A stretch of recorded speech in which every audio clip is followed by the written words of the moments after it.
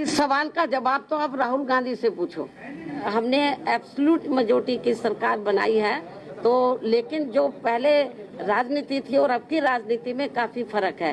पहले असूल और सिद्धांतों की राजनीति होती थी, अब दूसरी पार्टियां असूल और सिद्धांत छोड़कर तो जिस तरीके से साम दाम दंड भेद इस्तेमाल करके हमारी जैसी पार्टी को खास तौर से खत्म करने में लगी है, तो इस किस्म की पार्टियां कुछ दिन तो कामयाब हो जाती हैं, लेकिन जब जनता जागरूक हो जाएगी तो फिर ये पार्टियां कामयाब नहीं होगी। बीएसपी का समय फिर से आएगा। यदि ये चुनाव पूरे तौर से फ्री एंड फेयर होता है और ईवीएम में कोई गड़बड़ी व धांधली आदि नहीं की जाती है, जैसा कि अधिकांश पार्टियां इसकी आशंका भी जता रही हैं। साथ ही आप लोगों को ये भी मालूम है कि इस चुनाव में, दिल्ली में जो असेंबली का चुनाव हो रहा है, इस चुनाव में कांग्रेस, बीजेपी व आम आदमी पार्टी पूर्व की तरह इस बार भी जनता को अनेकों लुभावने वायदे व गारंटी आदि देकर ये चुनाव के साथ तो यहाँ इन सभी विरोधी पार्टियों की रही सरकारों ने हर स्तर पर इनके साथ काफी सोतेला रवैया अपनाया है।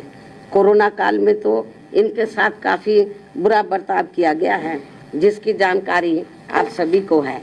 इसके साथ ही दिल्ली के गवर्नेंस को लेकर आप पार्टी की दिल्ली सरकार व केंद्र सरकार भी कोई कम नहीं है और कांग्रेस पार्टी तो इन दोनों की जननी है, जबकि व्यापक जनहित व जन कल्याण के मामले में सर्व समाज का हित बीएसपी में ही निहित व सुरक्षित है, ये सभी जानते हैं। और इसलिए दिल्ली विधानसभा चुनाव में सभी लोग बहुत सोच समझकर अपना वोट करें तो ये उचित होगा। हालांकि दिल्ली के करोड़ों लोगों की रोटी रोजी, हर प्रकार की सुख शांति, कानून व्यवस्था व अन्य बुनियादी सुविधाओं संबंधी देखभाल आदि के मामलों में केंद्र व दिल्ली राज्य सरकार की अलग अलग कानूनी जिम्मेदारियां हैं, जिसके अभाव को लेकर कोई सरकार अपने आप को दोष मुक्त नहीं कर सकती है। इसके बावजूद संकीर्ण राजनीति व चुनावी स्वार्थ के कारण आप व भाजपा आदि का रवैया जन व देश हित से परे गंभीर आरोप प्रत्यारोप व एक दूसरे को जन विरोधी साबित करने का ही ज्यादा है। साथ ही आए दिन की जा रही नफरती व भड़काऊ पोस्टरबाजी आदि पर चुनाव आयोग को तत्काल सख्त कार्रवाई करनी बहुत जरूरी है तथा इस चुनाव को आप भाजपा व कांग्रेस के लुभावने वायदों आदि से भी बचाना होगा।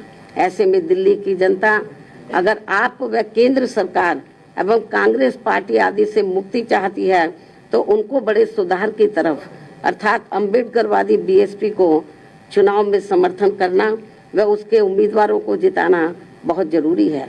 तभी फिर भारतीय संविधान के मूल निर्माता व खासकर एससी, एसटी व ओबीसी वर्गों के मसीहा परम पूज्य बाबा साहब डॉक्टर भीमराव अंबेडकर के अथक प्रयासों से इन्हें सरकारी नौकरियों में व अन्य और क्षेत्रों में मिले कानूनी अधिकारों का भी यहाँ दिल्ली में पूरा लाभ नहीं मिल पा रहा है।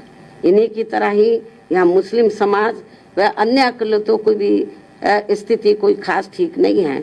इसलिए अब इन लोगों को यहाँ ऐसी सभी विरोधी पार्टियों को फिर से आजमाने की जरूरत नहीं है, अर्थात अब इन्हें सत्ता में आने से जरूर रोकना होगा, बल्कि इसके स्थान पर इन्हें यहाँ सर्वजन हिताय व सर्वजन सुखाय की नीतियों एवं सिद्धांतों पर आधारित अपनी एकमात्र हितैषी पार्टी बीएसपी को ही कामयाब बनाना जरूरी है। जो हमारी ये पार्टी यूपी में बीएसपी की 4 बार रही सरकार की तरह ही यहाँ दिल्ली में भी सर्वजन हिताय व सर्वजन सुखाय की नीतियों एवं सिद्धांतों पर आधारित ही सरकार चलाएगी, जिसके लिए मेरे दिशा निर्देशन में यहाँ पार्टी के यानी कि दिल्ली में, जिसके लिए मेरे दिशा निर्देशन में यहाँ पार्टी के नेशनल कोऑर्डिनेटर श्री आकाश आनंद के नेतृत्व में पार्टी दिल्ली यूनिट के लोग तथा अन्य वरिष्ठ पदाधिकारी भी पूरे जी जान से लगे हैं। और ऐसा हो जाने पर ही तभी फिर यहाँ बाबा साहब डॉक्टर भीमराव अंबेडकर एवं बीएसपी के जन्मदाता व संस्थापक मान्यवर श्री कांशीराम जी का भी अधूरा रहा सपना जरूर साकार हो सकता है। इस भरोसे के साथ ही अब मैं अपनी पार्टी के लोगों से यहाँ दिल्ली विधानसभा आम चुनाव में व कुछ ही महीनों के बाद फिर बिहार प्रदेश में भी होने वाले विधानसभा चुनाव में अपनी पार्टी का बेहतर रिजल्ट लाने की पुरजोर अपील करती हूँ।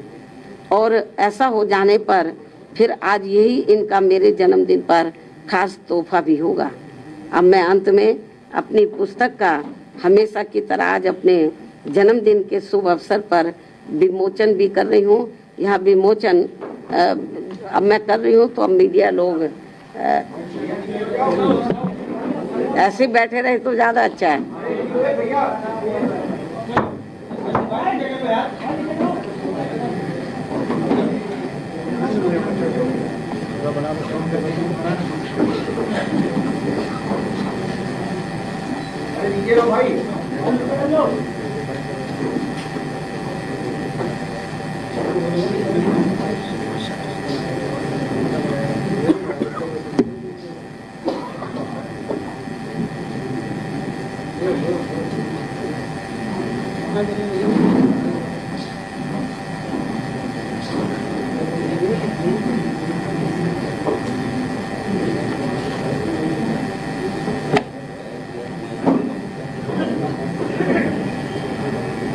आप दोनों को जोड़ लेना, एक्सपर्ट हैं आप लोग तो इधर की उधर फोटो करने में।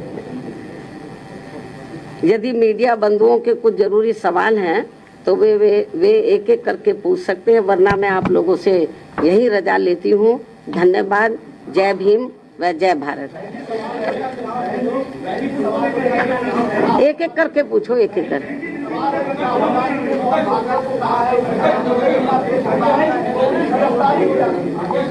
इस सवाल का जवाब तो आप राहुल गांधी से पूछो।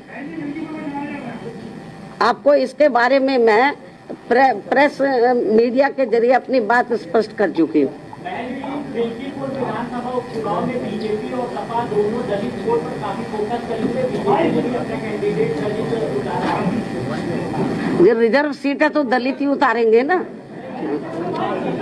चलो ठीक है, इसके बारे में मैं कई बार मीडिया में अपना वर्जन दे चुकी हूँ।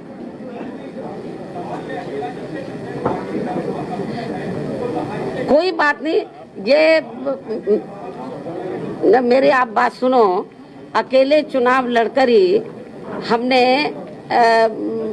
खास तौर से उत्तर प्रदेश पे सन 2007 में अकेले अपने बलबूते पर चुनाव लड़कर हमने एब्सोल्यूट मेजॉरिटी की सरकार बनाई है।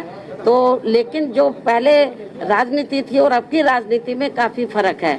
पहले असूल और सिद्धांतों की राजनीति होती थी, अब दूसरी पार्टियां असूल और सिद्धांत छोड़कर तो जिस तरीके से साम दाम दंड भेद इस्तेमाल करके तो जो दूसरी पार्टियां हैं हमारी जैसी पार्टी को खास तौर से खत्म करने में लगी हैं।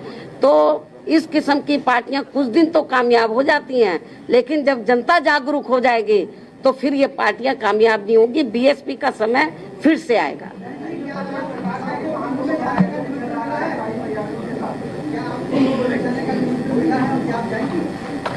पहले ये जो कुंभ का जो महाकुंभ का जो स्नान है या मेला जो लगा हुआ है, इसके बारे में लोगों की अपनी अपनी आस्थाएं होती हैं। तो जो आस्था रखता है वो लोग जा रहे हैं, तो मुझे इसके बारे में क्या बोलना है। इसमें कोई निमंत्रण थोड़ी ना दिया जाता है। ये तो अपनी अपनी आस्था होती है।